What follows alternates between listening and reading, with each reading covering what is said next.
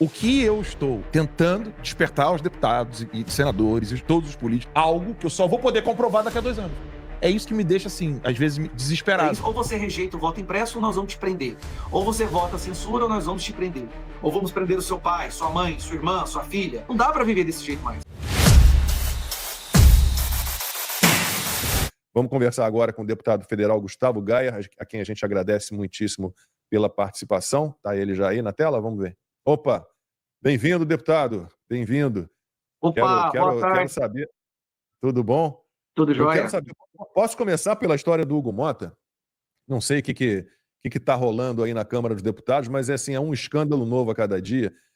Rachadinha, com o chefe de gabinete já implicado em outra rachadinha de parceiro do Hugo Motta, funcionário fantasma. Que tipo de punição pode vir daí, deputado? A gente pode ter esperança de que o Hugo Motta, que está atrapalhando tanto o Brasil de verdade, perca o mandato? Obrigado mais uma vez pela participação.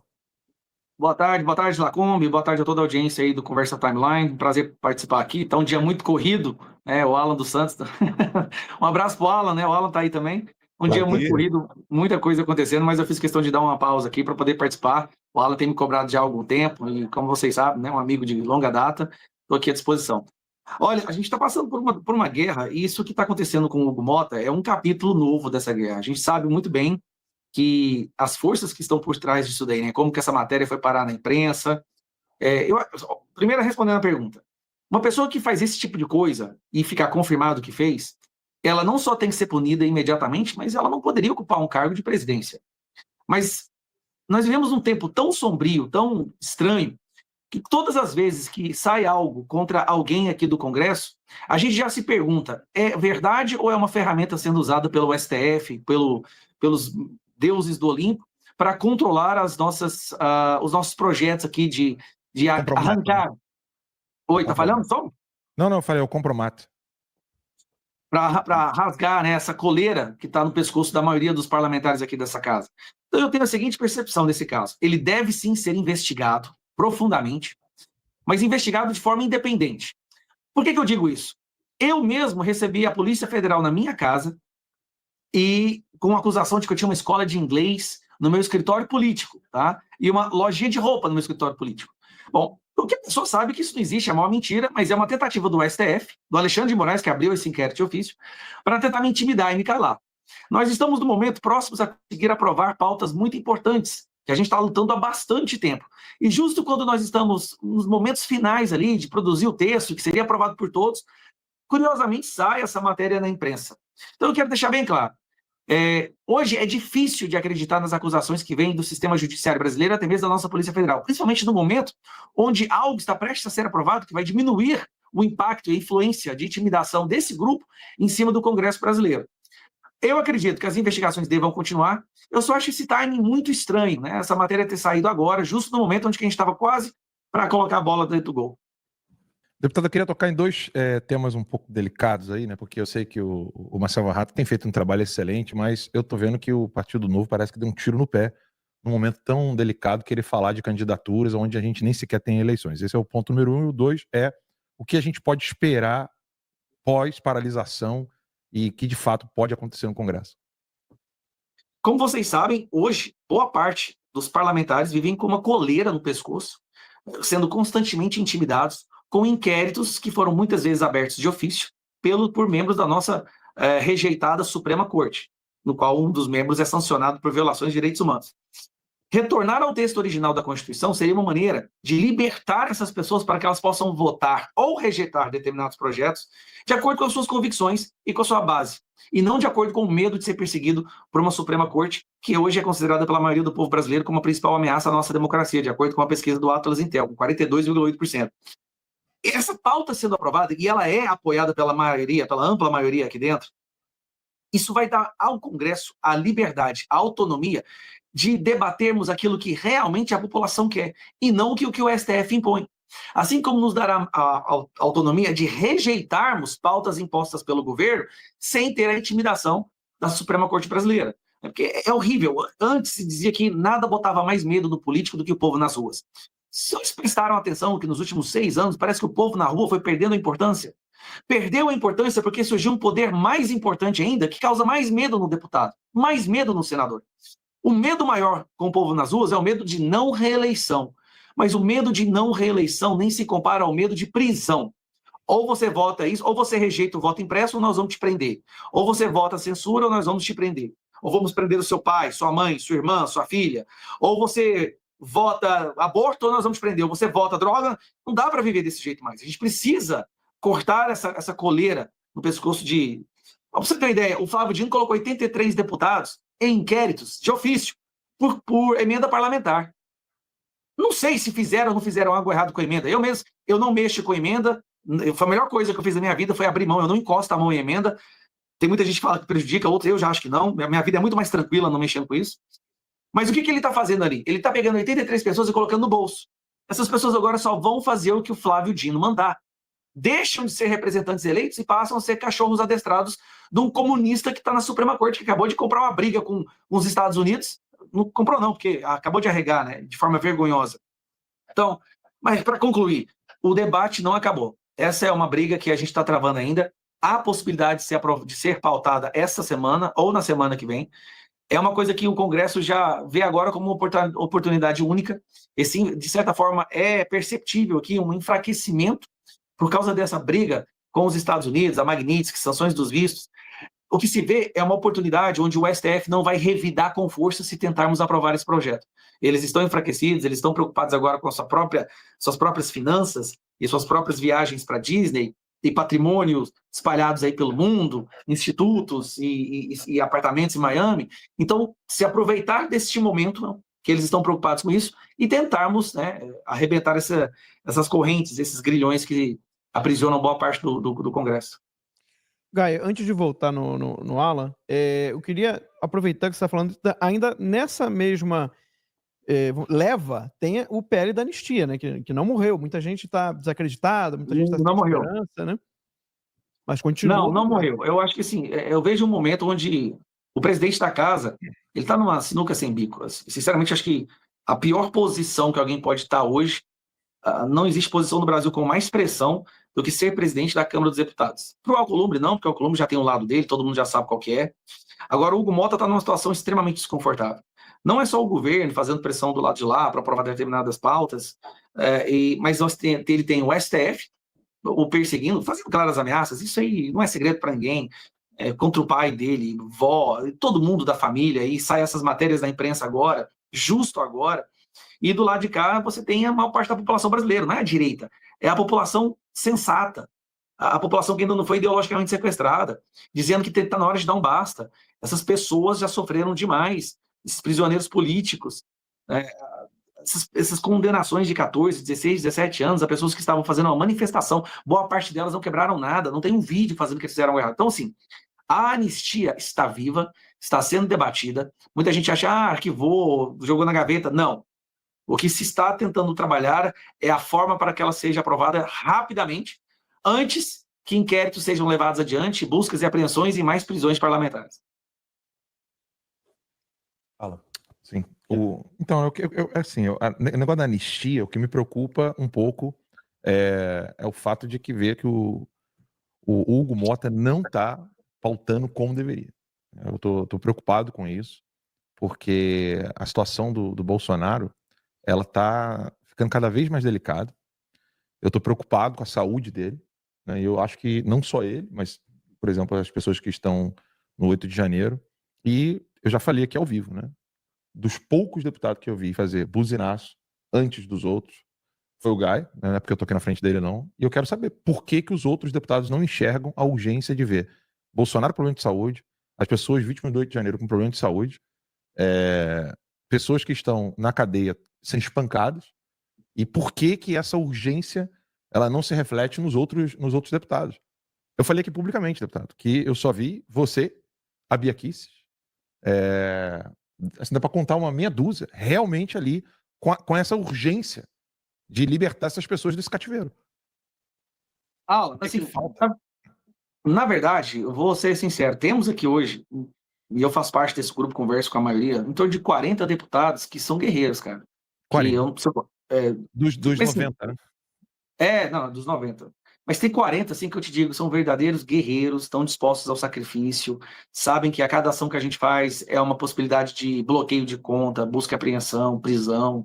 E assim, eu tenho um orgulho muito grande de caminhar ao lado dessas pessoas. E eu acho, para o Brasil que saiu de 2 a 20 anos atrás, né, Enéas e Bolsonaro, hoje nós temos 40, com essa garra, com essa firmeza, essa energia, eu acho que nós evoluímos bastante. Tanto é que o lado de lá está revidando de uma forma histérica e desesperada, cometendo vários erros, inclusive, se tornando-se famoso até internacionalmente. Vários deputados fizeram buzinaços, vários parlamentares fizeram adesivaços nos seus estados, às vezes por não terem redes muito grandes, não chegou até o conhecimento da maior parte do povo brasileiro, mas assim, muitos mesmo. A gente fez uma mobilização gigantesca, principalmente antes do 3 de agosto, que a gente levou aquela quantidade absurda de pessoas para as ruas. Aquelas pessoas foram para as ruas porque os parlamentares dos seus respectivos estados organizaram, foram para as ruas, fizeram uma divulgação, carro de som, envolve gasto, correr atrás de vaquinha. Então foi uma ação boa. Só que as mobilizações, elas têm fases.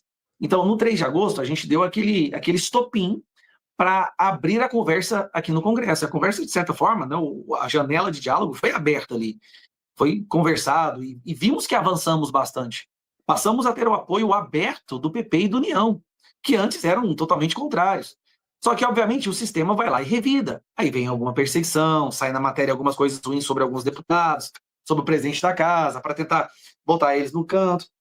Só que tem momento que é o momento de fazer o barulho na rua, e tem momento que é o de capitalizar o barulho que foi feito na rua e articular com uma certa autoridade, ou pelo menos um poder de barganha, por menor que seja, aqui nos corredores do anexo 4, no plenário, no Senado. A impressão que eu tenho é que nós estamos agora neste momento. Olha, já está provado, o povo não aguenta mais, você viu como é que foi nas ruas, o povo não aguenta mais o que está sendo feito com o Bolsonaro, as pesquisas mostram isso, e aí? Como é que a gente vai transformar isso em ação? Aí já é uma coisa mais de política tradicional, tá? E essa parte que eu estou aprendendo agora. Eu era da militância 100%, mas tem hora que a gente tem que realmente guardar a espada, sentar e conversar com pessoas que você não convidaria nem para um café, mas para ver se você consegue avançar a pauta pela qual as pessoas estiveram nas ruas. Então, assim, tem fase, tem um momento rua, tem um momento corredor, tem um momento bastidor, tem um momento rua. E agora nós estamos no momento de sentar com a cúpula, né, e mostrar, eles já estão convencidos, mas mostrar para eles um caminho disso acontecer sem que eles sejam mais ainda perseguidos pelo STF. E sobre a questão do Marcel Van Hatten, falando das eleições, eu confesso assim, eu fico muito incomodado, Gaio, eu converso com você como um irmão, você sabe disso. Nós estamos presenciando nesse exato momento avião russo pousando em território brasileiro. Inclusive, acho que seria muito interessante que os deputados colocassem todos os militares contra a parede de alguma maneira. Eu não sou parlamentar, eu não sou especialista, mas assim, colocar os chefes das Forças Armadas para dar uma resposta a isso. Como é que um avião sancionado, proibido... ANAC. Colocar a ANAC, todo mundo. Colocar todo mundo contra a parede para dar resposta, porque isso é uma atitude de guerra. Né? Inclusive, é alta traição.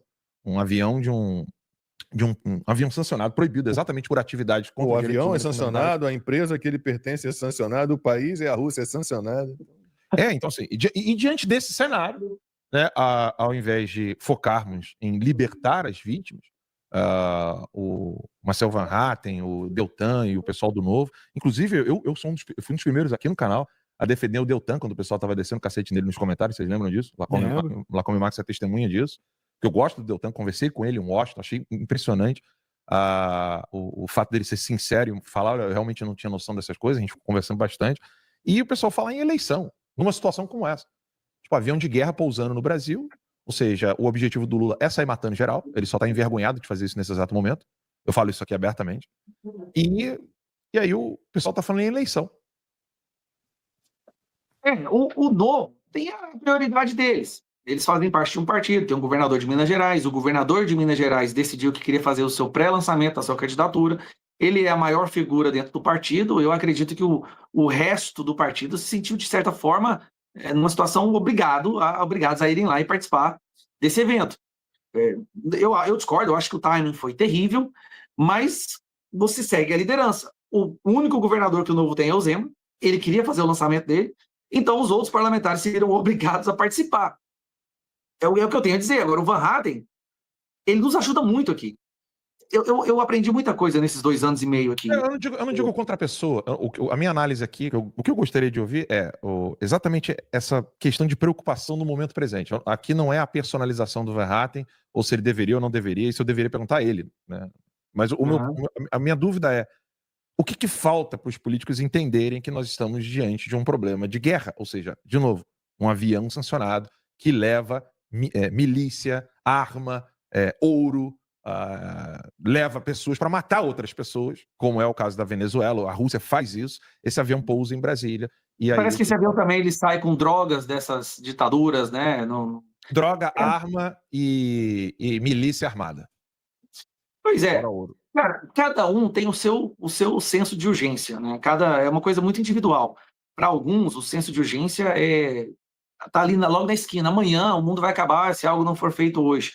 Para outros, isso pode levar 2 anos. Outros têm mais esperança que uns. Então, é uma coisa muito subjetiva. Mas eu continuo acreditando que o erro, nesse caso, foi do Zema. E o Zema, por ser a maior autoridade do novo, assim, em mandatário, né? Ele acabou obrigando todos os outros a participarem, a subir no palco e fazer discursos favoráveis a ele. O timing foi péssimo, não vou negar. Mas eu fico pensando, se a maior autoridade do PL, se o Bolsonaro tivesse livre e ele falasse que amanhã ele quer fazer o lançamento da candidatura dele, nós iríamos lá e faríamos as mesmas coisas. Eu não acho que é uma coisa tão séria assim, não. O novo acerta, erra, caminha do nosso lado.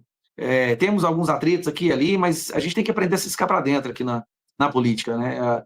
É melhor você focar no que você tem congruência com os seus companheiros aqui do que nas diferenças. E, graças a Deus, com o Novo, com os membros do Novo, com o Deltan Dallagnol, nós temos muito mais congruências do que diferenças. Deputado Gustavo Gayer, muitíssimo obrigado pela participação aqui no Conversa Timeline. Até a próxima. Obrigado, Nacombe. Obrigado a toda a audiência da Timeline. Até a próxima. Fique com Deus. Tchau, tchau. Obrigado. Um abraço. Tem gente aqui no chat dizendo que o Zema garantiu que se Jair Bolsonaro pudesse ser candidato, que ele retira a candidatura dele, mas não era hora. O meu ponto não é esse. Foi um evento completamente despropositado. Acho que o ponto não é se seria bom ter esse ou aquele candidato. Eu acho que não é o mais importante. Não, o que eu acho que os políticos não entenderam é que nós não estamos em uma república democrática. É que não vai ter eleições. O Garbage falou isso em tribuna. Nós estamos numa ditadura. Não vai ter eleições, esse é o ponto. É como o Hugo Mota, por exemplo, a gente aguardando aí o fim do foro privilegiado, o PL da anistia.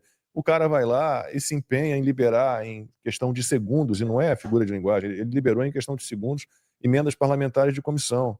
Mas a preocupação dele não é o que é verdadeiramente importante e relevante. Basta você mudar o cenário e colocar o Lula como ditador já estabelecido e um avião americano sendo recebido ali.